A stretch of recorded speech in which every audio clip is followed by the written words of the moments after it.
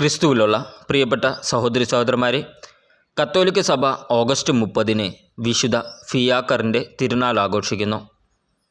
അയർലൻഡിൽ ഒരു കുലീന കുടുംബത്തിൽ ജനിച്ച ഫിയാക്കർ ലൗകിക സുഖങ്ങൾ ഉപേക്ഷിച്ച് ഭക്തരായ ഏതാനും കൂട്ടുകാരോടുകൂടി ഏകാന്ത ജീവിതത്തിനായി ഫ്രാൻസിലേക്ക് കപ്പൽ കയറി ഒരു പർണശാലയുണ്ടാക്കി അവിടെ കൃഷി ചെയ്ത് ജീവിച്ചു. ലേഖനം വിശുദ്ധ പൗലോസ്ലീഹ തെസലോനിക്കക്കാർക്ക് എഴുതിയ 2-ാം ലേഖനം 2-ാം അധ്യായം 1 മുതൽ 4 വരെയുള്ള വാക്യങ്ങൾ. നമ്മുടെ കർത്താവായ യേശുക്രിസ്തുവിൻ്റെ പ്രത്യാഗമനത്തെയും അവൻ്റെ സന്നിധിയിൽ നാം സമ്മേളിക്കുന്നതിനെയും പറ്റി സഹോദരരെ ഞങ്ങൾ നിങ്ങളോട് അപേക്ഷിക്കുന്നു. കർത്താവിൻ്റെ ദിവസം വന്നു കഴിഞ്ഞുവെന്ന് സൂചിപ്പിക്കുന്ന പ്രവചനത്താലോ പ്രസംഗത്താലോ ഞങ്ങളുടേതെന്ന് അവകാശപ്പെടുന്ന ലേഖനത്താലോ നിങ്ങൾ പെട്ടെന്ന് ചഞ്ചലചിത്തരും അസ്വസ്ഥരുമാകരുത്. ആരും നിങ്ങളെ ഒരു വിധത്തിലും വഞ്ചിക്കാതിരിക്കട്ടെ. എന്തെന്നാൽ ആ ദിവസത്തിനു മുമ്പ് വിശ്വാസത്യാഗമുണ്ടാവുകയും നാശത്തിൻ്റെ സന്താനമായ അരാജകത്വത്തിൻ്റെ മനുഷ്യൻ പ്രത്യക്ഷപ്പെടുകയും ചെയ്യേണ്ടിയിരിക്കുന്നു.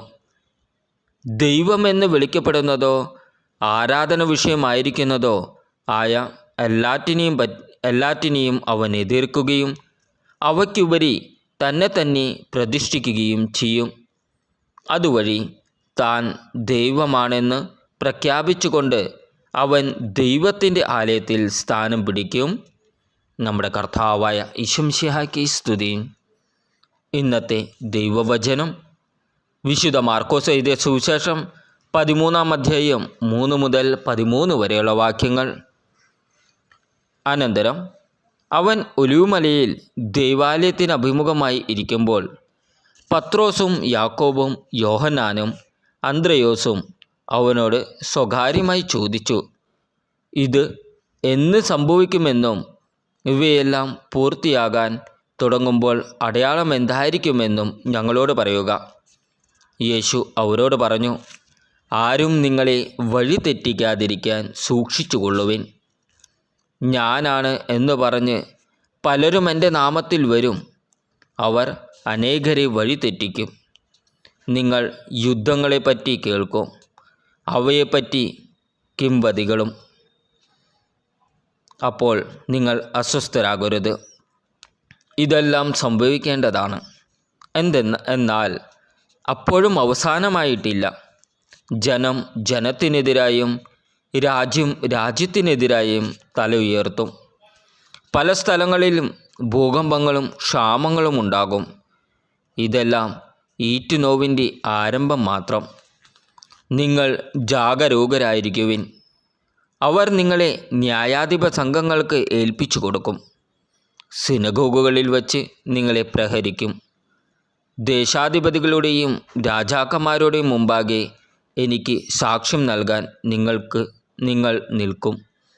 എന്നാൽ ആദ്യം എല്ലാ ജനതകളോടും സുവിശേഷം പ്രസംഗിക്കേണ്ടിയിരിക്കുന്നു. അവർ നിങ്ങളെ ഏൽപ്പിച്ചു കൊടുക്കാൻ കൊണ്ടുപോകുമ്പോൾ എന്തു പറയണം എന്ന് വിചാരിച്ച് ഉത്കണ്ഠാകുലരാകേണ്ട. ആ സമയത്ത് നിങ്ങൾക്ക് ലഭിക്കുന്നതെന്തോ അത് സംസാരിക്കുവിൻ. നിങ്ങളല്ല, പരിശുദ്ധാത്മാവായിരിക്കും സംസാരിക്കുക. സഹോദരൻ സഹോദരനെയും പിതാവ് പുത്രനെയും മരണത്തിന് ഏൽപ്പിച്ചു കൊടുക്കും.